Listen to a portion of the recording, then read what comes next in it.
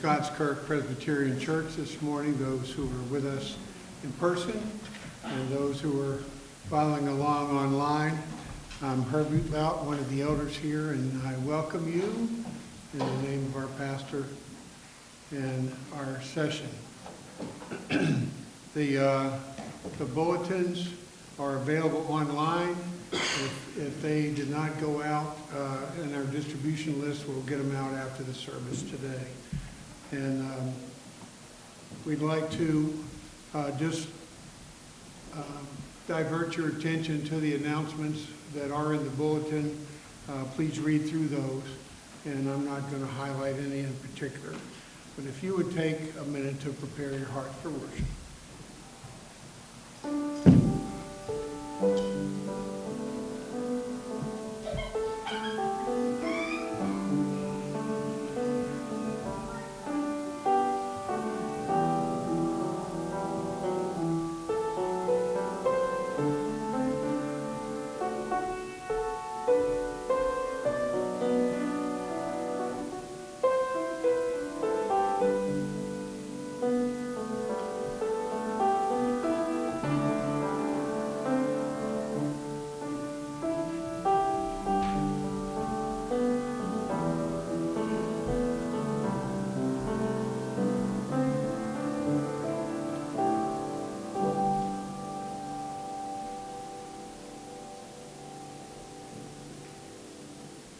Our call to worship this morning is taken from Psalm 95 and verses 1 through 6.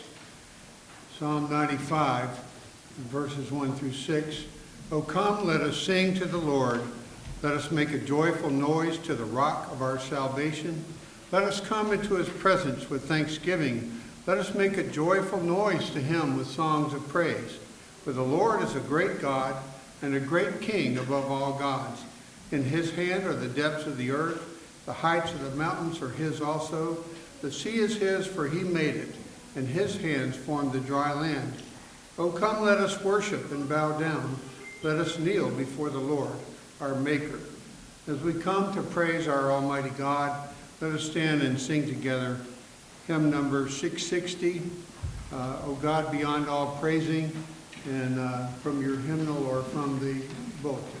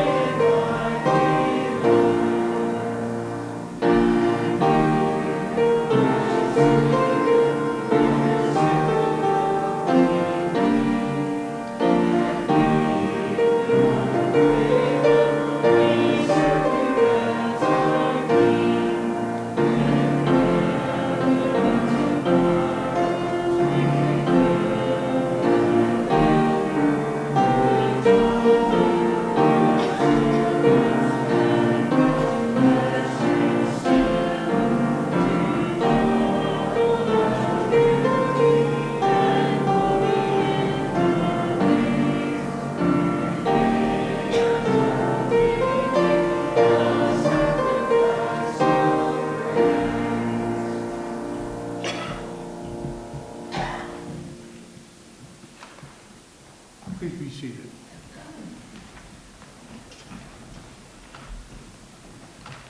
Let us confess our sins together. I'll be reading from Hebrews 3, verses 12 to 13. See to it, brothers and sisters, that none of you has a sinful, unbelieving heart that turns away from the living God, but encourage one another daily, as long as it is called today, so that none of you may be hardened by sin's deceitfulness. And our assurance of pardon will be reading responsively from Psalm 103, verses 1 to 5 and 8 to 13. Bless the Lord, O my soul, and all that is within me, bless his holy name.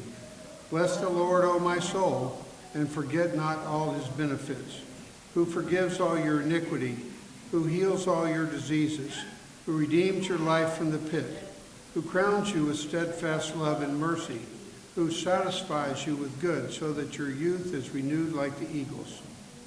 And together, merciful and gracious, slow to anger, and abounding in steadfast love. He will not always chide, nor will he keep his anger forever. He does not deal with us according to our sins, nor repay us according to our iniquities. For as high as the heavens are above the earth, so great is his steadfast love toward those who fear him.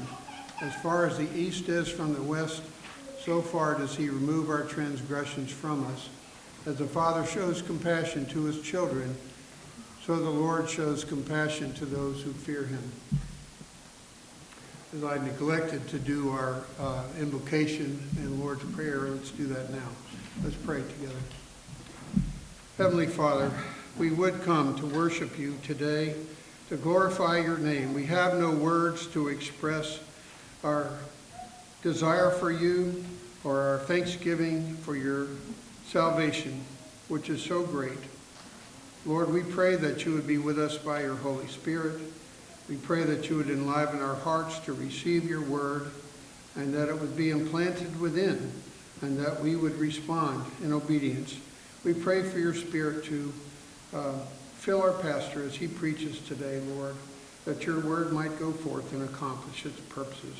And we ask these prayers in Jesus' name, our Savior who taught his disciples to pray, saying, Our Father, who art in heaven, hallowed be thy name. Thy kingdom come, thy will be done, on earth as it is in heaven. Give us this day our daily bread, and forgive us our debts, as we forgive our debtors. And lead us not into temptation, but deliver us from evil. For thine is the kingdom, and the power, and the glory forever. Amen. Well, let us stand for our confession of faith. This is taken from the Westminster Larger Catechism, question 7. I'll read the question and we'll read in unison the answer. What is God?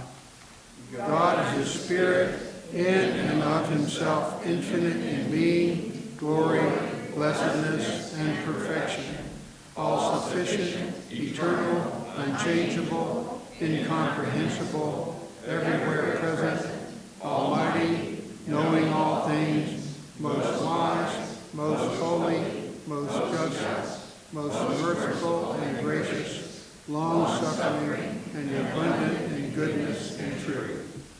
Please be seated, and Elder Joel Reed will give instructions for our children.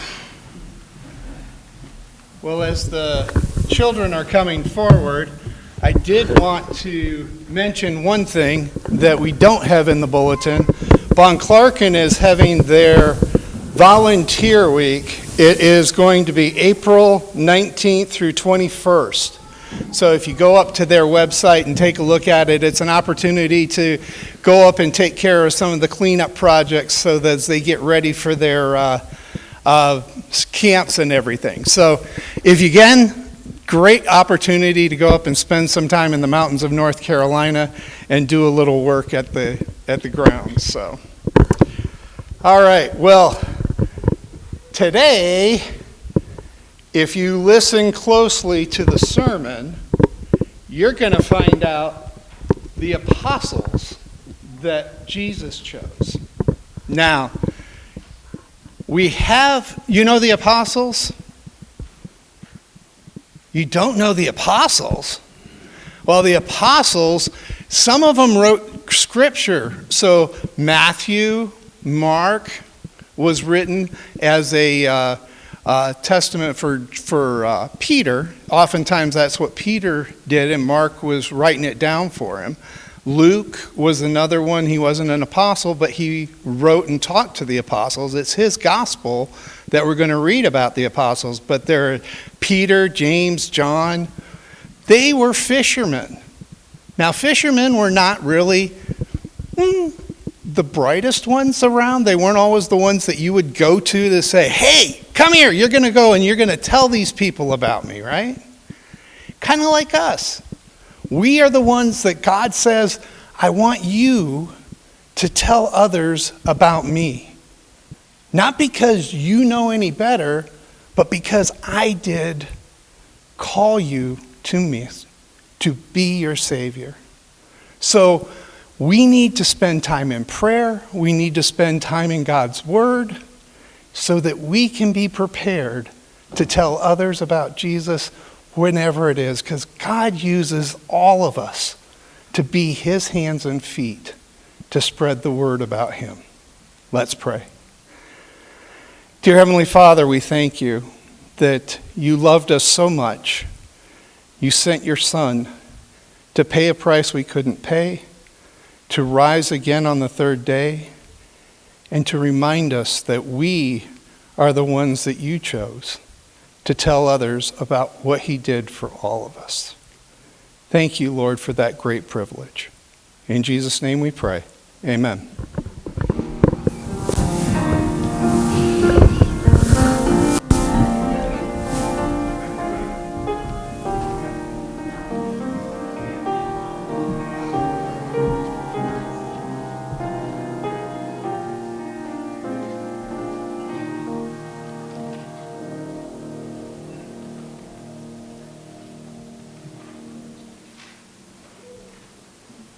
Our scripture reading this morning is from Revelation in chapter 21 and verses 9 through 27.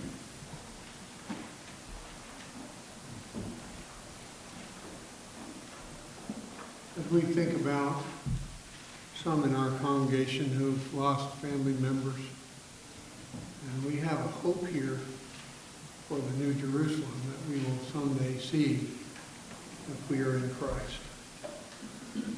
Revelation 21, verses 9 through 27. Then came one of the seven angels who had the seven bowls full of the seven last plagues, and spoke to me, saying, Come, I will show you the bride, the wife of the Lamb. And he carried me away in the Spirit to a great high mountain, and showed me the holy city Jerusalem coming down out of heaven from God, having the glory of God, its radiance like a most rare jewel, like a jasper, clear as crystal. It had a great high wall with 12 gates, and at the gates were 12 angels, and on the gates the names of the 12 tribes of the sons of Israel were inscribed. On the east 3 gates, on the north 3 gates, on the south 3 gates, and on the west 3 gates. And the wall of the city had 12 foundations, and on them were the 12 names of the 12 apostles of the Lamb. And the one who spoke with me had a measuring rod of gold to measure the city and its gates and walls. The city lies 4 square, its length the same as its width. And he measured the city with his rod, 12,000 stadia. Its length and width and height are equal. He also measured its wall, 144 cubits by human measurement, which is also an angel's measurement. The wall was built of jasper, while the city was pure gold, clear as glass. The foundations of the wall of the city were adorned with every kind of jewel. The first was jasper, the second sapphire, the third agate, the fourth emerald, the fifth onyx, the sixth carnelian, the seventh chrysolite, the eighth beryl, the ninth topaz, the 10th chrysoprase, the 11th jacinth, the 12th amethyst.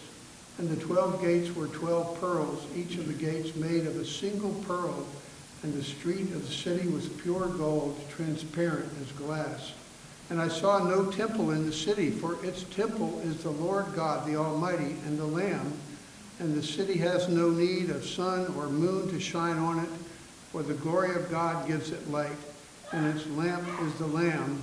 By its light will the nations walk, and the kings of the earth will bring their glory into it, and its gates will never be shut by day, and there will be no night there. They will bring into it the glory and the honor of the nations. But nothing unclean will ever enter it, nor anyone who does what is detestable or false, but only those who are written in the Lamb's book of life. The word of the Lord.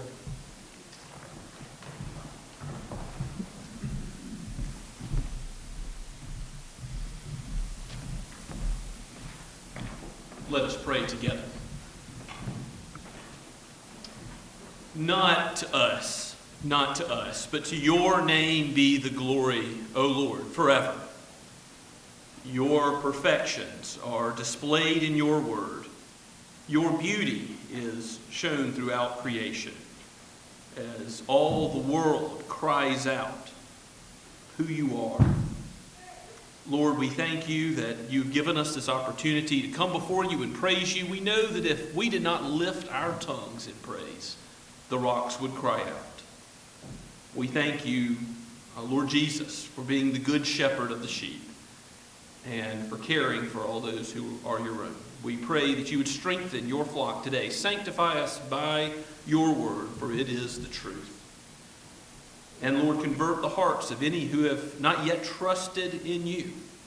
May your Holy Spirit bring about that new birth so that you are given to them and they to you as covenant God, as Savior, as the Lord Jesus is the one mediator between God and man, whoever lives to make intercession for us.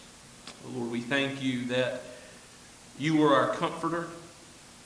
We thank you, Holy Spirit, for the work that you do amongst us, how you've given us a people that you've not let us live the Christian life alone, but you have given us brothers and sisters, mothers and fathers in the faith. We do pray for those who mourn as we look forward to that day when we will know you as you are face to face, and the lamp of the Lamb will be displaying your glory in the new heavens and the new earth.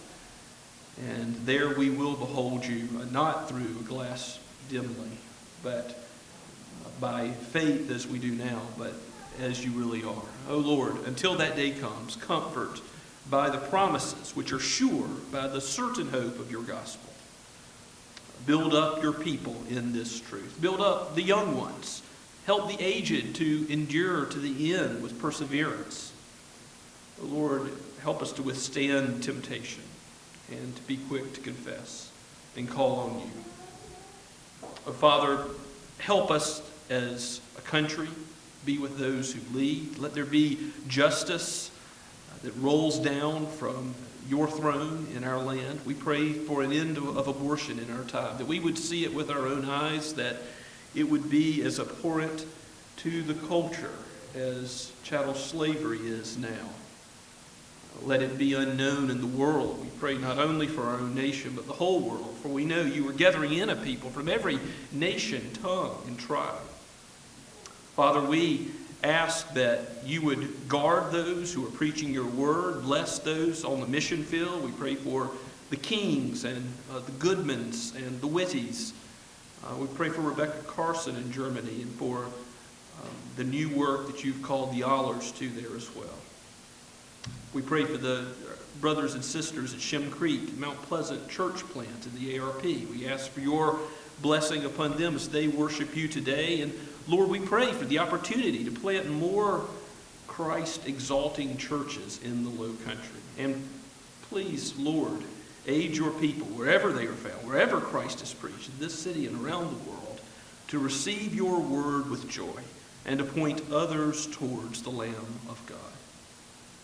Father, we come before you with thanksgiving for how you have brought Josh McCamey, a new call to preach in Danville, Virginia, and at this new church Redeemer. We thank you, Father, that you have heard our prayers, that you have answered them. We thank you for how you have answered our prayers regarding Mr. Dunovit, who was tested for cancer, and those tests have gloriously come back negative. There is no cancer. We praise your name for that.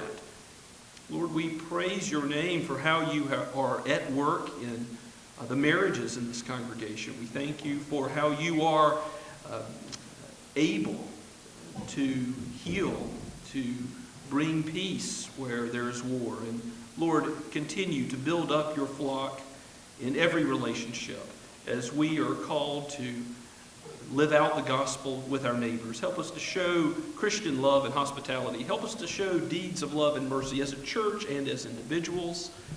Lord, bless us with the love of Christ being displayed at the human level. And Lord, we do pray for Corrine Barnes and Mary Lee and others in her family particularly. We think about these great promises of a heavenly home and know that this is still a shock for all those to whom Tad was dear. And we pray that you would bring comfort to them in particular. We lift up Rich Troutman and Gay and Larry. Father, we pray with thanksgiving for all those who have been able to come today. And we pray for a day soon when we will be able to gather all together as the church again. Hasten that day. We pray for the pandemic to come to a close and for our world to adjust to the situation where you have placed us in this time in history. Oh Lord, help us to be wise and in your light, in the light of your word, to prioritize worship, to prioritize the word of God that you have given us, such that it will be clear to others that we are yours. We thank you again for Christ, for his work, for what he has done and will do and is doing even now amongst us. And all this we pray in Jesus' name. Amen. Let us continue to worship now as we look to our second hymn, As the Heart Longs for Flowing Streams, which is in your bulletins. And let's stand as we sing.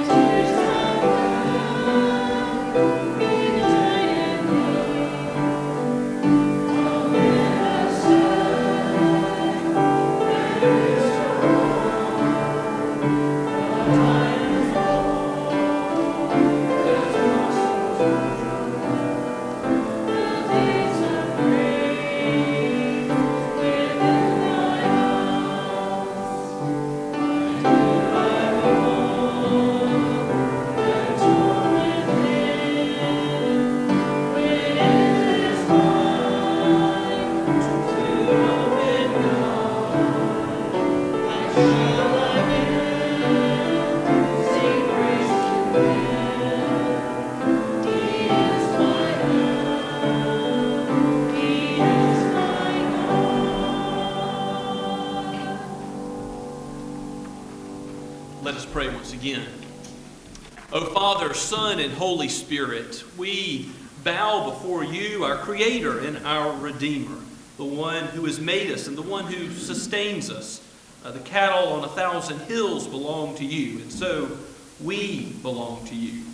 Lord, give us the grace that we might live lives that would be a sacrifice of praise to you. Take what we give in these tithes and offerings and make your name great. Lord, build your kingdom, not the reputation of any man or denomination, but, O Lord, proclaim your sovereign mercy here and around the world. We ask it in Jesus' name. Amen.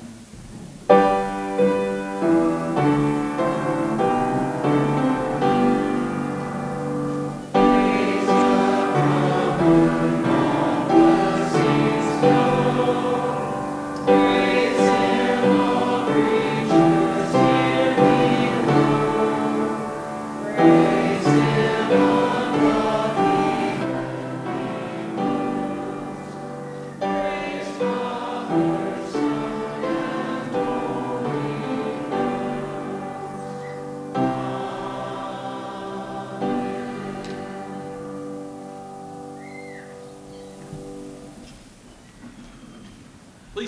copy of God's Word and turn to Luke chapter 6 once again.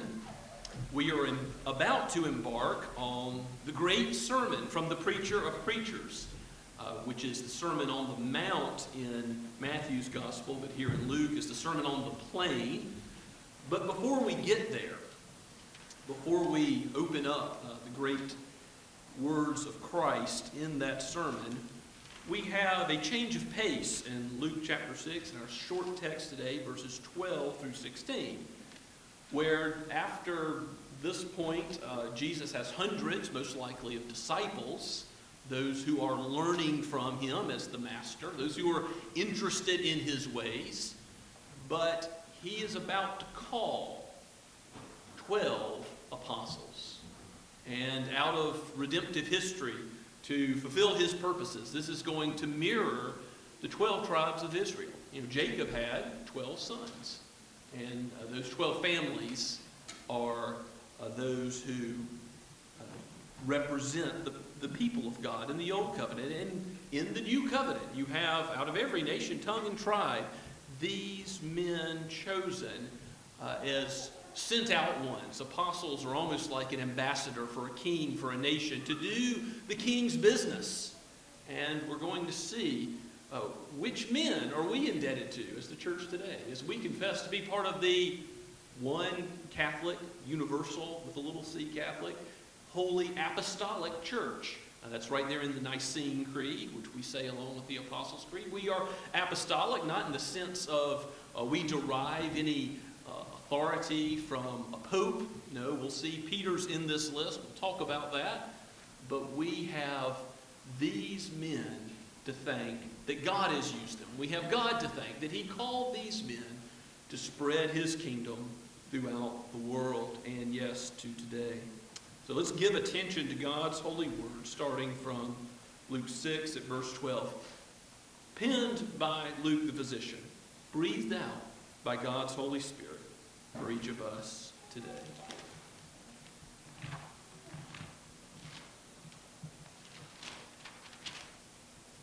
In these days, he, that is Jesus, went out to the mountain to pray, and all night he continued in prayer to God.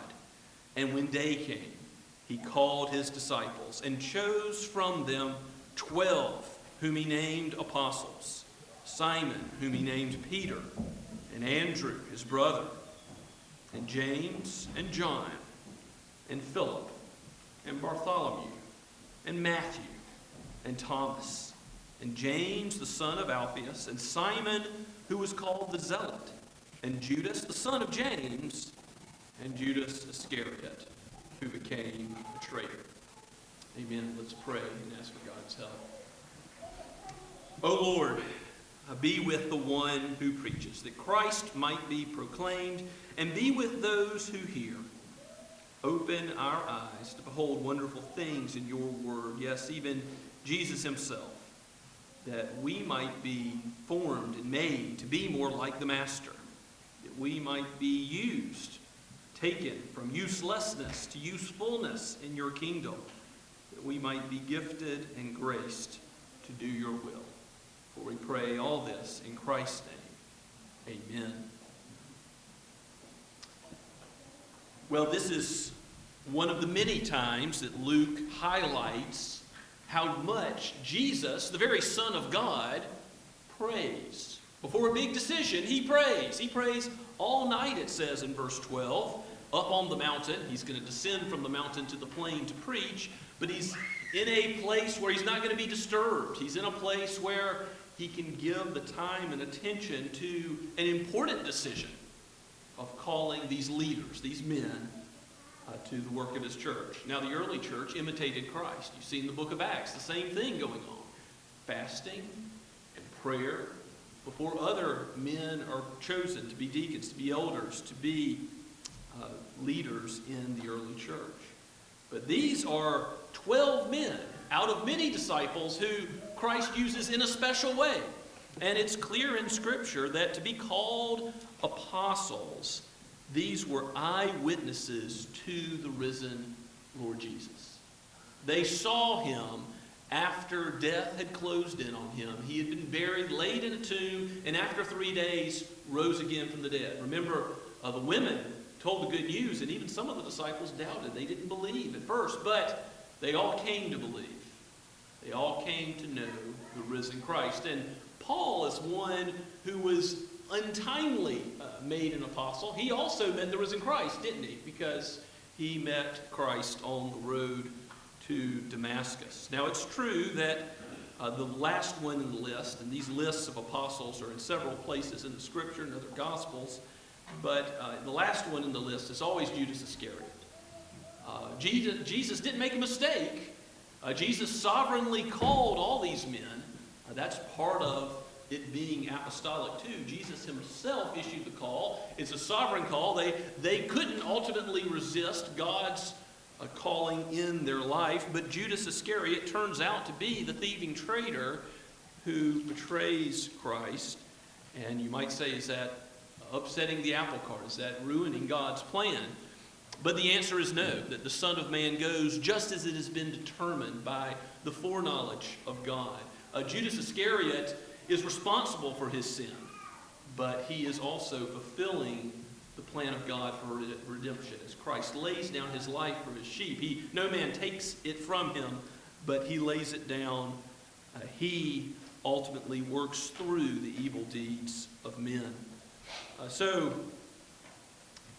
what we see in the other 11 men is normal men. I wouldn't say they're all uneducated, but they have the ability to read and write, many of them, and that's emphasized in the Jewish community because of the importance of the Word of God, but many of them are less educated. John's grammar is notoriously simple. Most Greek students start out translating the book of John for that reason. Some of them were fishermen, some of them were tax collectors. You've got political folks like Simon the Zealot in there. Some of them are known by different names, and that's why you'll see disagreement among the lists. And Bartholomew is Nathaniel, Matthew is Levi, Judas is Thaddeus. That's usually the way that people can reconcile the different lists that are found in Scripture. The list that we see starts with Peter because he is a prominent disciple, but Peter was not the one alone whom the church was founded on. It was founded on all these men, and Peter often spoke for the rest of the men. Think about Matthew 16.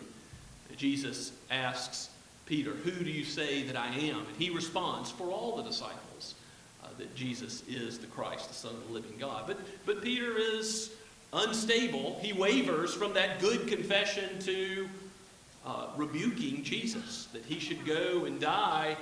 And he says, "Lord, this will never be." And Jesus says, "Get behind me, Satan." So Peter, later denies Jesus. Peter doesn't have a firm grounding all the time in his early days, but God makes this wavering man into a solid, single-minded confessor of the truth. And the Peter that you see writing in 1st and 2nd Peter in the epistles is a changed man, a different man, a man who God matures and sanctifies. That Peter is the Peter you see later in Acts, preaching boldly of what Jesus has done as his death and resurrection is complete, and the kingdom is being built by the Holy Spirit in the book of Acts. So Peter is certainly a prominent and important disciple, although he is no pope. He is not someone that spoke with more authority than any of the other apostles. Now, what about the next apostle on our list, Andrew? Now, Andrew's mentioned in John. You can keep one finger here and turn to John if you like, John's Gospel. John chapter 1, verse 40 and following. It says, "One of the two who heard John speak and followed Jesus was Andrew, Simon Peter's brother." And it goes on to say in verse 41, "He first found his own brother Simon and said to him, 'We have found the Messiah,'" which means Christ. And he brought him to Jesus. Peter is blessed by Andrew's bringing. You also see, go down a few more verses in verse 43, "The next day Jesus decided to go to Galilee. He found Philip and he's also in our list of the 12, and said to him, "Follow me." Now Philip was from Bethsaida, the city of Andrew and Peter. And Philip found Nathanael and said to him, Nathanael also apostle, "We have found him of whom Moses in the law and the prophets wrote, Jesus of Nazareth, the son of Joseph." And Nathanael said, "Can anything good come out of Nazareth?" And Philip said to him, "Come and see." And Jesus saw Nathanael coming toward him and said of him, "Behold, an Israelite in whom there is no deceit," or no guile, some translations say. Nathanael's faith and changed heart by God are highlighted for all the world to remember. If you go back to our list in Luke chapter 6, you have not only Nathanael, Bartholomew, you've also got James and John. Who are James and John? The sons of thunder. Remember how they wanted to call down God's judgment. But Jesus says, that's not why I've come. You've got it all wrong. It's not about judgment. The Son of Man didn't come to bring judgment, but he came to bring life to all those who believe in his name. And these hot-tempered men who wanted to bring down the wrath of God end up being apostles of love. Think about how often John talks about the love of God in his writings. How often we read about God himself being love and how it's necessary, imperative that we love one another because of the love of God. Some of the other apostles are not mentioned as often. Again, you have another Judas at the end of the list. We don't know much about him, but we probably know him as Thaddeus. And, of course, Simon the Zealot shows us that there's people of all kinds of different agendas. Tax collectors wanting financial gain, like Matthew. But then you've got Simon the Zealot, who's got a political agenda. But guess what? God does to all these different agendas. He takes them and he forms a new agenda for the King of Kings. He now takes them and puts them on a road where they'll leave everything else, like the tax collector's booth, and follow him. They'll leave their nets and their fish behind and follow him. They'll leave, in the case of Simon the Zealot, their plans to violently overthrow Rome behind and follow Jesus, who didn't bring a physical kingdom, didn't come to overthrow Rome, but came to bring something bigger and better, kingdom of God. So in all of these men, we have ordinary men that God used for mighty purposes. Now, as the parable of the wheat and tares reminds us, there are false sons in the pale of God's church. And if it's true that here until the coming of Christ, that there are weeds growing up with the good wheat, how much more true is that shown by Judas being present amongst the 12? We should not be surprised when we see prominent men, even sometimes leaders, fall away from the Lord Jesus and desert, turn back away from that kingdom work. Which shows, by the way, John says, those who go out from us are never of us. It shows that their hearts, whatever surface evidence they gave, it seemed like, it's a very sad situation if you know people. Maybe they taught you. Maybe they were a pastor, an elder, a youth group leader, and they turn away from Christ and they follow him no more. It's a sad situation, but we know that ultimately that reveals that their heart was hardened by sin's deceitfulness. And so what we confess today is what led us in our confession of sin is true. Beware of sin's deceitfulness. Don't let your hearts be hardened. To enter God's rest, be constantly dealing with sin. Be constantly quick to confess your sin to our merciful and forgiving Lord, who through the Lord Jesus Christ paid for all of our debts, who through his righteous life lived the way we couldn't live. It's through the Master, not any of the apostles, not any of the disciples, through no other man who's walked on earth, but through the Master Jesus Christ himself, the good thing that has come out of Nazareth to the uttermost. It's through him that men can be saved, and through him alone. He is the way, the truth, and the life. There's no other name, as the apostles later preach in Acts chapter 4, no other name under heaven by which we can be saved other than him. And don't let the presence of false sons dissuade you from your hope, your sure hope, your certain hope, that about which John wants you to have assurance, to know that you have a home with Christ in heaven, where there are many mansions, and he is already there, and he's going to take you to where he is. Now, the 12 disciples, the 12 apostles, were also given great growth in their spiritual lives. We see how Peter and the sons of thunder are grown. We also see how Nathaniel and Thomas both doubt at first. You have Thomas, wanting to put his hands in the nail marks of Jesus' hands. And God says that, Jesus says, blessed are those who believe without seeing. Blessed who are those who have this faith without this doubt. But God strengthens Thomas to be not doubting Thomas, but proclaiming Thomas. A Thomas who believes and whose faith goes forward with unwavering conviction. And in all of this kingdom work, we're reminded that God does use people. God does use the gifts he gives to the church. Ephesians chapter 4 talks about the good gifts Jesus gives from on high to his people. And so we, as part of the apostolic church today, are reminded that, yes, we're a motley crew. We come from different backgrounds, different races, different socioeconomic places, but we're all united around one agenda, aren't we? The kingdom of God. And if that's what drives the church, if that's what drives Scots Kirk, then guess what? We're in the place where God wants us to be. If we get distracted and let secondary things become the main thing, guess what that does? It gets us off course. So may God ever be faithful to keep us faithful to his agenda and not depend on ourselves for anything. Any program of the church, any work of the church done by individuals or with all of our gifting put together as a group must depend on God.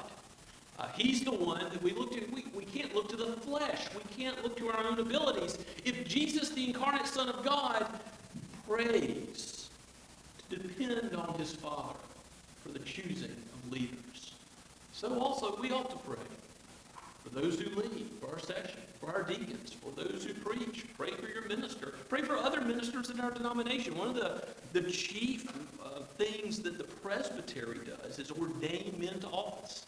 Pray for those seminary students who come to be ordained in the Associate Reformed Presbyterian Church, in other churches in South Carolina and North Carolina, throughout the United States and Canada. Pray that God would give us faithful men, called men, who are qualified and gifted and doctrinally pure, who live lives according to the standards of God's Word. Pray as we go about any work, and pray for our missionaries around the world as they herald God's Word there. Pray for our youth group leaders. Pray for our Sunday school teachers. Pray for our small groups. Pray as the women meet together. Pray as the men meet together. Pray as we get together in our communities and we invite our non-Christian neighbors over and we have interactions. Pray that the Lord of the harvest will raise up laborers to do his work. And that's what Jesus says, the laborers are few.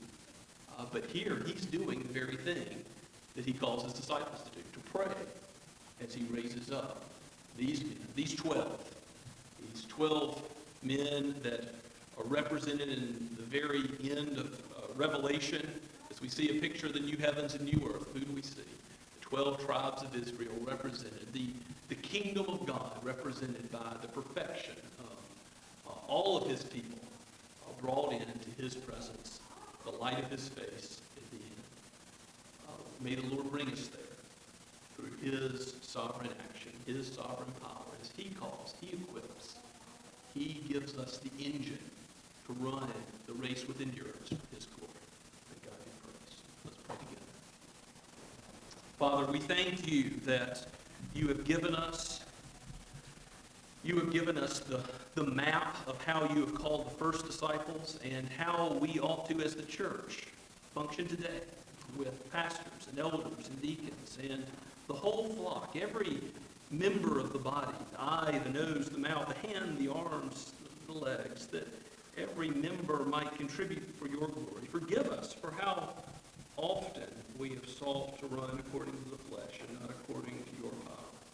Forgive us and train us to depend on you, to have a spirit of constant prayer, but also, Lord, give us special times of focused prayer as we think about those that you've called in leadership and to teach and to raise up the next generation. I do pray, Lord, that you would keep us ever focused on your word, always reforming closer to your word.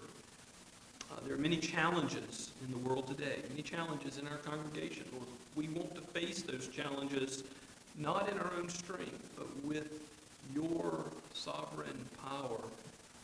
Would you be at work amongst us? Would you labor in our hearts so that we might labor for your kingdom with endurance? We pray this all in Jesus' name and ask it, saying amen. So let it be. And let us respond to God's word now as we look once again to the Trinity hymnal or the words in your bulletin, "Redeemed, how I love to proclaim." And let's sing.